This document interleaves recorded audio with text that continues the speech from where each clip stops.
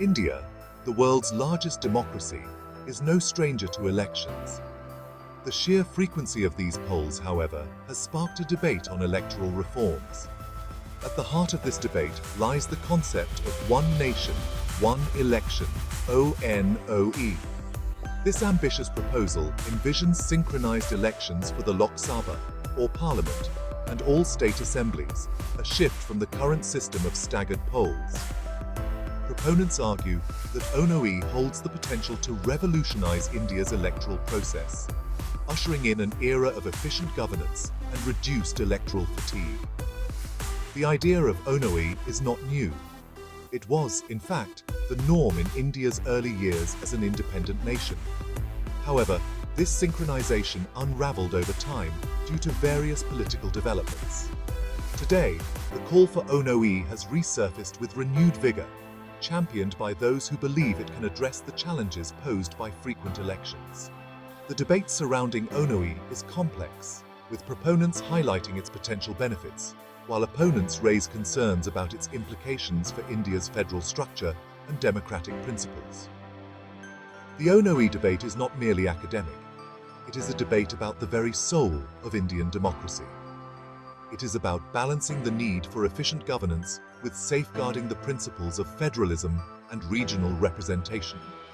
It is about ensuring that the grand symphony of Indian democracy continues to resonate, albeit with a more harmonized electoral rhythm.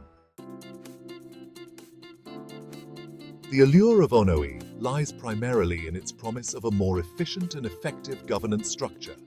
Advocates of ONOE posit that synchronized elections would lead to significant cost savings. The financial burden of conducting frequent elections, encompassing security arrangements, logistics, and manpower, would be substantially reduced. These savings, they argue, could be redirected towards crucial sectors like education, healthcare, and infrastructure development. Beyond the financial benefits, ONOE is projected to minimize the disruptions caused by the recurring electoral cycle. The current system, with its constant campaigning and code of conduct restrictions, often hinders the government's ability to implement long-term policies and projects. ONOE, in this context, is seen as a solution to overcome policy paralysis and foster a more conducive environment for sustained economic growth and development. Furthermore, ONOE is expected to ease the burden on the Election Commission of India. Conducting simultaneous elections, though logistically demanding, would be a one-time effort, allowing the Election Commission to focus on other crucial tasks like electoral roll revisions and voter awareness programs. This would lead to a more robust and efficient electoral system. Despite the perceived benefits, ONOE has cast a long shadow of concern, particularly regarding its potential impact on India's federal structure. Critics argue that synchronized elections could undermine the autonomy of states and provide an unfair advantage to national parties. Smaller regional parties fear that their issues and voices might be overshadowed by the national narrative during simultaneous elections. The essence of Indian federalism lies in the balance of power between the central government and the states. ONOE, some argue, could potentially disrupt this balance by placing national issues at the forefront of every election, thereby diminishing the importance of local and regional concerns. This could lead to a situation where national parties, with their wider reach and resources, wield disproportionate influence over the electorate, to the detriment of regional parties and their agendas. Moreover, critics argue that ONOE might force state governments to align their electoral cycles with the national elections, even if it means curtailing or extending their terms prematurely. Such a scenario could be perceived as an infringement upon the democratic rights of the states and could potentially lead to political instability. The concerns raised by the critics highlight the need for a nuanced approach towards ONOE, one that takes into account the diverse political landscape of India and ensures that the pursuit of efficiency does not come at the cost of federalism and regional representation. Section 4. Hurdles on the path. Constitution and consensus. Implementing one nation, one election in a country as vast and diverse as India is a Herculean task, fraught with legal, logistical, and political complexities. The most significant hurdle is the need for constitutional amendments. India's constitution, in its current form, mandates separate elections for the Lok Sabha and state assemblies.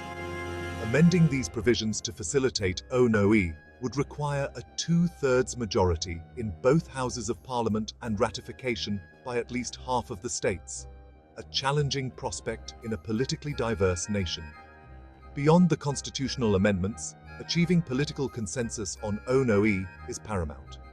The proposal has elicited mixed reactions from various political parties, with some expressing support, while others remain skeptical. For ONOE to become a reality, a broad-based consensus needs to be forged, requiring extensive consultations and negotiations among different political stakeholders. The path to ONOE is also littered with logistical challenges. Synchronizing the electoral cycles of all states with the Lok Sabha elections would necessitate adjustments to the terms of several state assemblies.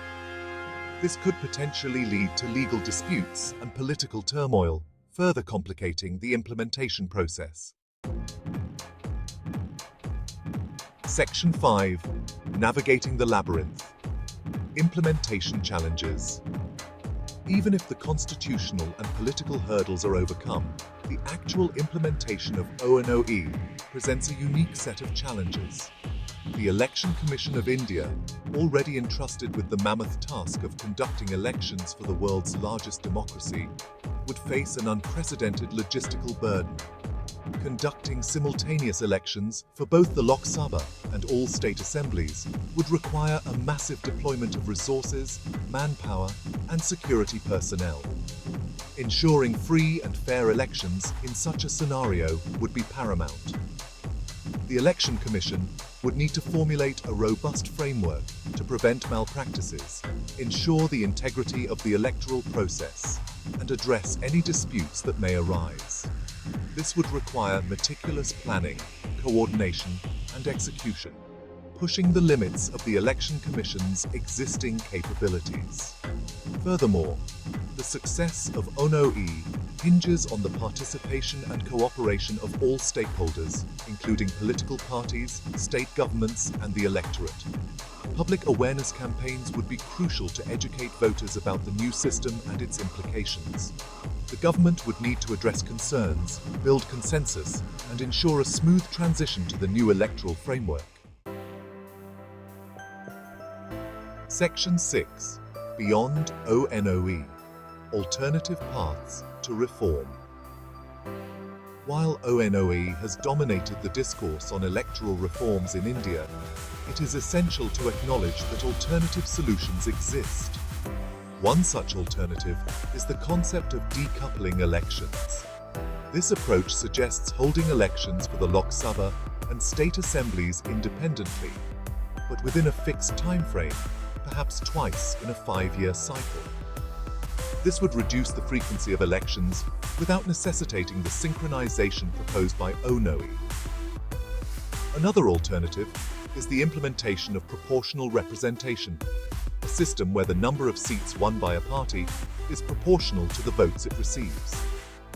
This could potentially provide better representation to smaller parties and diverse voices, addressing the concerns of those who fear that ONOE might benefit larger, national parties disproportionately. Strengthening local governance institutions is another crucial aspect of electoral reform. Empowering local bodies with greater autonomy and resources would not only strengthen grassroots democracy, but also provide an alternative platform for addressing regional and local concerns. This would reduce the pressure on state and national elections to be the sole platform for addressing all issues. Section 7. ONOE, a vision for the future.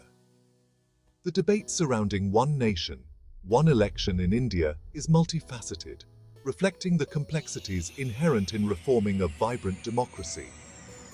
While ONOE holds the promise of greater efficiency, reduced costs, and a more focused approach to governance, It also raises concerns about federalism, regional representation, and the potential for increased centralization of power. The path to implementing ONOE is fraught with constitutional, political, and logistical challenges, requiring a delicate balancing act between competing interests and perspectives. Ultimately, the decision of whether to embrace ONOE rests with the Indian people and their elected representatives. A thorough and informed debate, considering both the potential benefits and risks, is essential. Exploring alternative paths to electoral reform, such as decoupling elections, implementing proportional representation, and strengthening local governance, is crucial to ensure that any changes made to the electoral system strengthen Indian democracy and uphold its founding principles. As India charts its course in the 21st century, the debate on ONOE serves as a reminder of the constant need to adapt and evolve to ensure that the world's largest democracy remains a beacon of hope and progress.